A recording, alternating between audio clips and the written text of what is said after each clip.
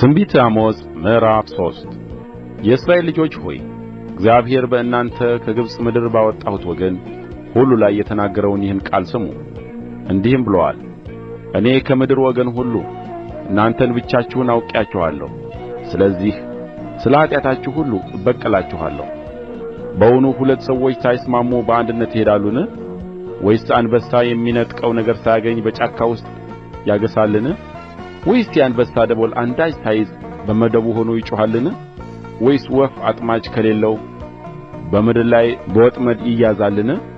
ወይስ ወስፈንጥር አንዳች ሳይዝ ከምድር ይፈነጠራልን?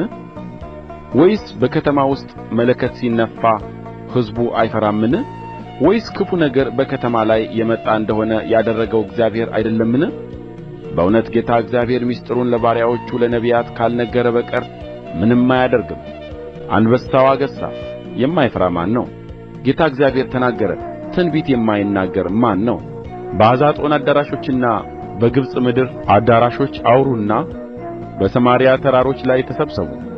በውስጧም የሆነውን ታላቁን ውካታ በመካከልዋም ያለውን ግፍ ተመልከቱ በሉ። ግፍንና ቅሚያን በአዳራሾቻቸው የሚያከማቹት ቅን ነገርን ያደርጉ ዘንድ አያውቁም ይላል እግዚአብሔር። ስለዚህ ጌታ እግዚአብሔር እንዲህ ይላል፣ በምድሪቱ ዙሪያ ጠላት ይመጣል፣ ብርታትሽንም ከአንቺ ያወርዳል፣ አዳራሾችሽም ይበዘበዛሉ። እግዚአብሔር እንዲህ ይላል፣ እረኛ ከአንበሳ አፍ ሁለት እግርን ወይም የጆሮን ጫፍ እንደሚያድን እንዲሁ በሰማርያ በአልጋ ማዕዘን በደማስቆ በምንጣፍ ላይ የተቀመጡት የእስራኤል ልጆች ይድናሉ። ስሙ፣ በያዕቆብም ቤት ላይ መስክሩ ይላል የሠራዊት አምላክ ጌታ እግዚአብሔር።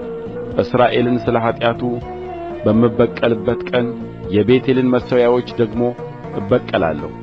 የመሠዊያው ቀንዶች ይሰበራሉ፣ ወደ ምድርም ይወድቃሉ።